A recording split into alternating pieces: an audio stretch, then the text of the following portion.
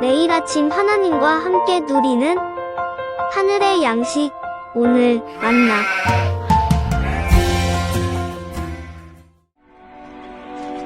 블레셋 사람들이 하나님의 궤를 빼앗아가지고 에베네셀에서부터 아스돗에 이르니라. 블레셋 사람들이 하나님의 궤를 가지고 다곤의 신전에 들어가서 다곤 곁에 두었더니 아스돗 사람들이 이튿날 일찍이 일어나 본즉 다곤이 여호와의 궤 앞에서 엎드려져 그 얼굴이 땅에 닿았는지라. 그들이 다곤을 일으켜 다시 그 자리에 세웠더니 그 이튿날 아침에 그들이 일찍 일어나 본즉 다곤이 여호와의 궤 앞에서 또다시 엎드려져 얼굴이 땅에 닿았고 그 머리와 두 손목은 끊어져 문지방에 있고 다곤의 몸뚱이만 남았더라. 그러므로 다곤의 제사장들이나 다곤의 신전에 들어가는 자는 오늘까지 아스돗에 있는 다곤의 문지방을 밟지 아니하더라. 여호와의 손이 아스돗 사람에게 엄중히 더하사 독한 종기의 재앙으로 아스돗과 그 지역을 쳐서 망하게 하니 아스돗 사람들이 이를 보고 이르되 이스라엘 신의 궤를 우리와 함께 있지 못하게 할지라. 그의 손이 우리와 우리 신 다곤을 친다 하고 이에 사람을 보내어 블레셋 사람들의 모든 방백을 모으고 이르되 우리가 이스라엘 신의 궤를 어찌하랴? 그들이 대답하되 이스라엘 신의 궤를 가드로 옮겨가라. 이스라엘 신의 궤를 옮겨갔더니 그것을 옮겨간 후에 여호와의 손이 심히 큰 환난을 그 성읍에 더하사 성읍 사람들의 작은 자와 큰 자를 다 쳐서 독한 종기가 나게 하신지라. 이에 그들이 하나님의 궤를 에그론으로 보내니라.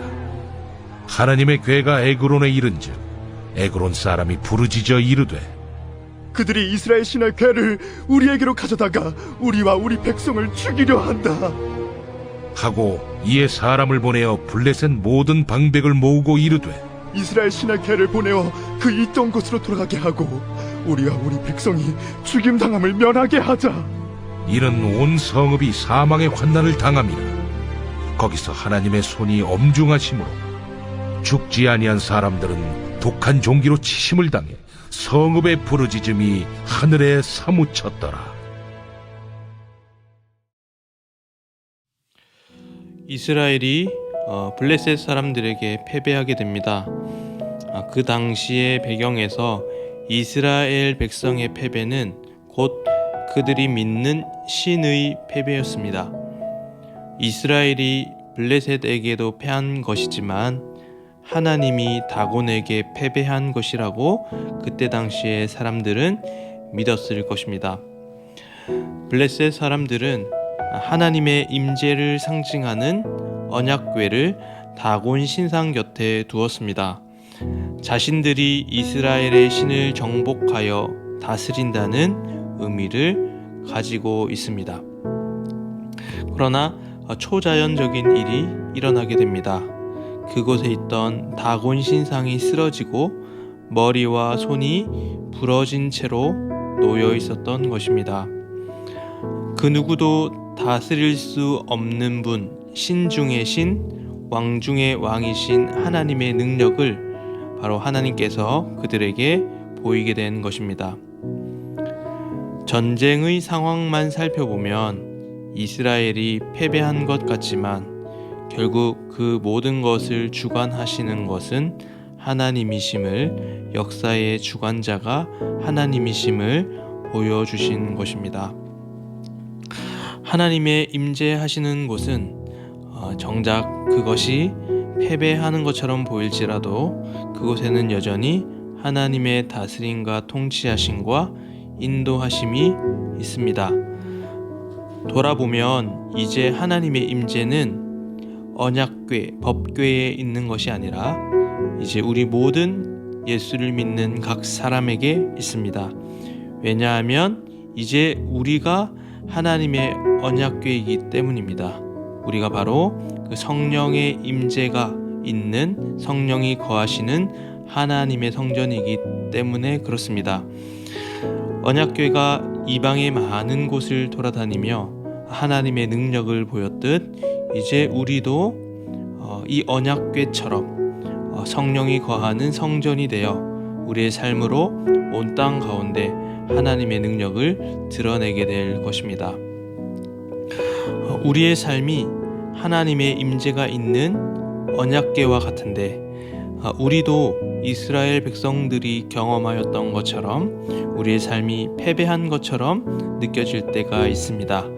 언약궤가 다른 족속에게 빼앗겼듯 우리의 삶 또한 세상에 삼켜진 것처럼 느껴질 때가 있습니다. 그러나 우리의 판단과 우리의 계획과 상관없이 여전히 하나님은 우리의 삶 가운데 우리와 함께 하십니다. 하나님이 능력이 없어서 일하시지 않는 것이 아니라 하나님이 계획 아래 하나님이 최선의 길로 예비하고 있다라는 것입니다. 결국에는 이 세상이 다곤 신상에 쓰러지듯 하나님 앞에 쓰러지게 될 것입니다. 결국 하나님이 선을 이루게 될 것입니다. 우리는 믿음을 가지고 하나님을 의지하며 살아야 합니다. 오늘 하루도 우리는 하나님의 언약궤가 되어 세상 곳곳을 돌아다니게 될 것입니다. 그때에 언약궤가 블레셋에 빼앗기듯 우리의 삶이 세상에서 아무런 힘없이 내려앉은 것 같은 절망적인 상황 속에서 나의 무능과 나의 실수와 나의 어떠함과 관계없이 하나님이 나와 함께 하시기에 결국 우리의 삶을 이끌어 가실 것입니다.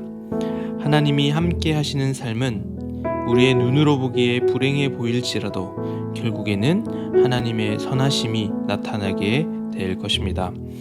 우리가 하나님의 언약궤이고 하나님은 언제나 우리의 삶에 임재하십니다.